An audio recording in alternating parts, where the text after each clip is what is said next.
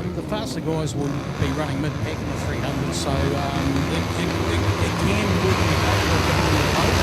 So the 250s now at top speed and probably can be, but the guys tend to get better racecraft out of riding a bike on standard suspension, so it's a good way to learn, and then when they step up to a bigger class, obviously as the suspension and stuff works better, their lap times improve. So it's just a good learning class. The suspension standard, so costs are kept down, and yeah, it's just a really good way to get into racing. So stepping up to a 300 from this is an easier transition.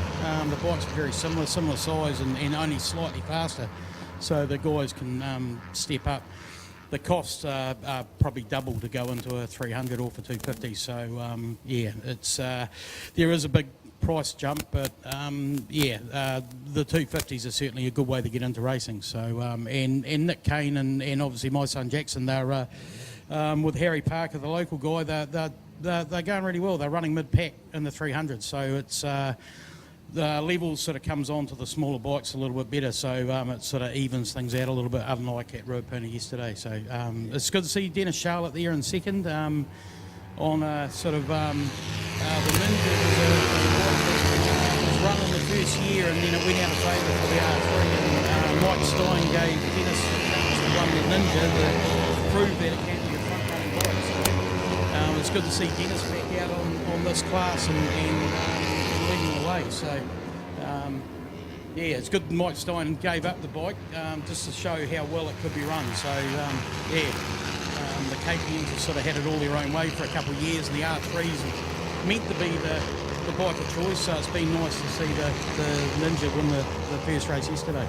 Delighted to be joined here at the moment by Brent Jackson, Brent Cotton, whose son Jackson is out on the racetrack in our 250 lineup.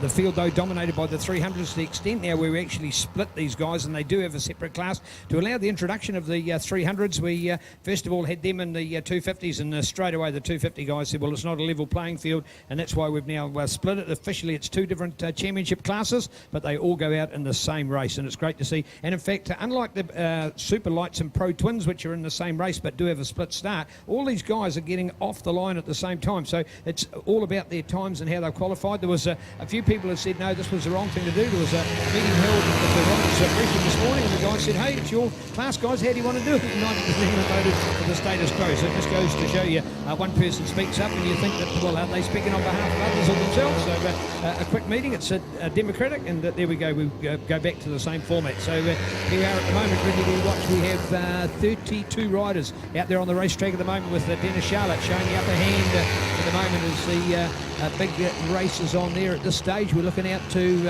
Andrew McLaughlin, Andy in there as well, along with Regan Phipps. So good to see the bike battles continuing with these guys. So wow, Andy McLaughlin, I'll tell you what, that's a good performance. And back here with Brent at the moment. Brent, one thing about racing here, and I know that Motorcycling Canterbury used Levels as another circuit of their series as well, because it's such a different track to Ruapuna. It really does give a balance to the sort of way that people can ride. They might have a bike or the way they ride as an advantage at Ruapuna and a disadvantage here, or vice versa. They are contrastingly different.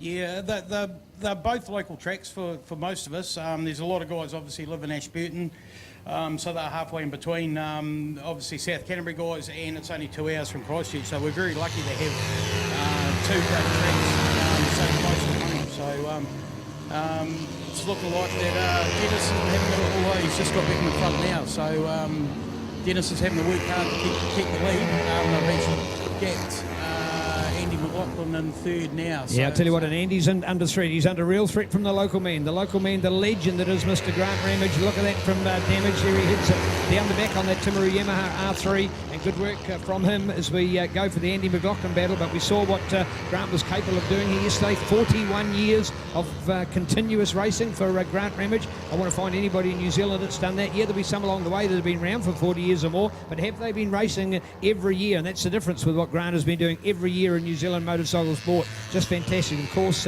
former president of the club, organiser of the road race committee here in South Canterbury as well, does a fantastic event and really does, as they say, dot the I's and cross the T's expertise when it comes to organising a quality event, but he still loves to race and he does that so well. And my greatest memory of Grant, although having watched a number of great riders, the likes of Andrew Stroud, add the names of the likes of Wally Dumper in there, Simon Crafer comes to mind, Johnny Hepburn, another of our local legends in 250 production racing of years gone by, but Grant Ramage winning the 250 support race in the 1988 World Superbike event hosted at Manfield, the inaugural year of World Superbikes. Of course, that final was hosted in New Zealand. World Superbikes were actually an inception of New Zealand. A lot of people don't understand that, and that's why they had the privilege of hosting the final round for the first 3 years of that championship. Resource-wise, we've not been able to launch anything like that since then, and unfortunately with global budgets, we won't compare in any way to that again. But man, what great memories. Oh, down we go, and he's lost it big time. Flung right off there. Man, look at that, up on top of the air fence.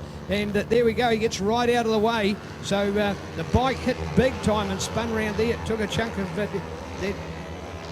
There we go. We've got a red flag out now, so the bike's right in the middle of the track, so they'll clean that up and it'll be possibly a restart. I'm not too sure how many laps I've done. So the 250s were going well. We had Nick Kane leading that class with Jackson finally got in front of the couple of 300s that were holding things up, and they were battling away, and we had the local Harry Parker in third with James Doherty in fourth. So